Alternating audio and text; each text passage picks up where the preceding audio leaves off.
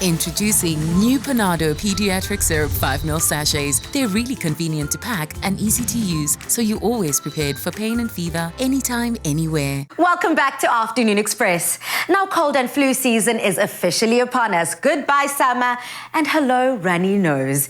Having expert advice makes it easier on the parent when having to choose the medication that will best assist in managing the colds and flus this winter. So today I'll be speaking with pediatrician Dr. Mandy Lynn Mayer, who will be giving us some tips on how best to manage colds and flus this winter. Welcome to the show. Thank you for having me. Every single child, I think, when it comes to this cold and season, they come back home with runny nose, high fever, and it's definitely something that people can expect those big alarm bells to be ringing when it comes to colds and flus. But what are some of the signs and symptoms when it comes to colds and flus fast approaching? So I think the first thing to say is that a cold and a flu are actually quite different. So a cold is caused by sort of different viruses to flu. Flu is caused by influenza, and cold is caused by rhinovirus or coronaviruses, which, not the COVID-19, but the common seasonal viruses. And so the symptoms are sometimes a little bit different as well. So the common cold will normally start with a bit of an itchy, scratchy throat and maybe an irritated nose, which then progresses on to a very runny nose and then some cough, and the kids might vomit after the coughing and that kind of thing, while flu is a more serious illness, usually, and the kids might have higher fevers. They also have a congested nose, but it's probably less of a prominent feature. Also a sore throat, but they have myalgias and body aches. They can also have diarrhea and vomiting with it. So it's a little bit more of a complicated illness and often makes the kids a little bit more sick or might even end them up in a hospital. Wow, okay, so definitely something to keep an eye on this winter. But then I want to find out, is then paracetamol recommended to manage colds and flu symptoms in children? PANADO or acetaminophen is a very safe drug. If it's used correctly in the correct dosages, it's both antipyretic, which means it works against fever, but it also works against, it's also analgesic, so it also works against pain. So it's a very nice first-line drug if you've got a kid who's feeling unwell. And it's also very safe, so if it's used in the correct dosage and the parents are using it correctly, you can use it in pregnancy, you can use it in with very small newborn babies, and even premature babies we use it in. The only contraindications really to PANADO is somebody who's had a hypersensitivity or allergic reaction, which is quite rare, or people who have liver disease because it's metabolized or broken down in the liver, and that we don't want to aggravate any illness that's already there. But otherwise, it's an excellent drug to have in the cupboard for any mom as the emergency stock. Exactly. I was literally about to say that, Doc. I can literally see so many moms right now rushing to the stores, stocking their medicine cabinets with paracetamol. So then you spoke about the right dosage and how to go about giving the paracetamol to the kids. How often should parents be medicating their kids? PANADO usually, the dose, it becomes a little bit complicated, but it's 15 milligrams per kilogram that we give every 4 to 6 hours for infants and children. But I think what I would recommend to parents is really make sure that you're using one of the products that is pediatric based. So don't be using an adult medicine for a child. Use one of the syrups that is kid friendly.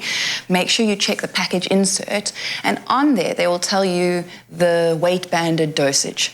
So use that to guide yourself. Make sure you use the dripper or the spoon that is available inside the pack rather than your normal spoon from the kitchen cupboard, so that you get the dosage correctly. If you're not sure about your child's weight, then look at the age and look at the age banding and then go according to that. Stunning. So, Doc, why is it so important for parents to manage the symptoms of colds and flus in their kids? Colds and flus, generally most kids will recover within 1 to 2 weeks and they'll be fine. And most children will not need more intervention than that. But there are some exceptions to the rule.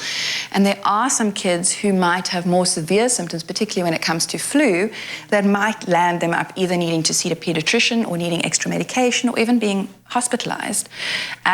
So you want to take note of any danger features like with any other childhood illness.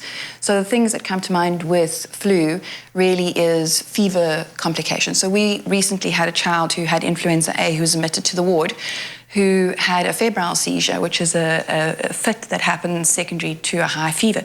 So a child that had something like that happen, that would be not par for the course. And so that child would need to be seen and assessed. Or a fever that's unremitting or very high, that's not responding to your normal medications, might be an indication that maybe the child's developed a bacterial superinfection or a pneumonia, and they would need to come in. Or if the child had respiratory symptoms like shortness of breath, difficulty to breathe, wheezing or tightness, then you'd want that kiddie to come in. They might need extra care or management. Or, as I said, they can have diarrhea and vomiting. And so any child with signs of dehydration, dry mucous membranes, dry lips, dry sunken eyes, being lethargic, those kids would come in. So it's important to monitor symptoms so that you know when your child needs extra care. Also, we don't want to expose people in vulnerable populations, especially in this era sort of COVID-19. It's very hard to tell the difference between a cold, a flu, and COVID-19. How are you going to tell the difference between those? And so if your kid has symptoms, you kind of want to keep them away from vulnerable groups like older people over 65 or the younger generation. You know, the kids under 2 with flu are more likely to be admitted, more likely to have severe illness, and that kind of thing. So I think the things to protect yourself from flu really and colds, you've got to kind of think about vaccination. You know, your annual flu vaccination is the easiest way to prevent flu, and it's recommended for all kids over 6 months. Washing hands, coughing into the elbow rather than your hands, avoiding people who are sick, or if you're sick, avoiding other people who are vulnerable, and then seeking medical help or care if your normal medications are not helping. Okay, well, it seems as if we've locked and loaded all the advice, all the tips and tricks. Thank you so much, Dr. Mandy, for coming through to Afternoon Express, not only helping us understand and debunk colds and flus, but also giving us the right recommendation to help. Thank you so much. Thank you for having me. Now, managing your children's colds and flus has never been easier, especially after talking with Dr. Mandy Lynn. As we do enter the winter season, share your newly learned knowledge on how to manage children's colds and flus with your family and friends. Being a parent can be challenging, but stepping out is when things get real complicated. That's why new PANADO Pediatric Syrup 5 ml sachets are here to make the job easier. They're really convenient to pack and easy to use, so you're always prepared for pain and fever, anytime, anywhere. PANADO, a dose of care.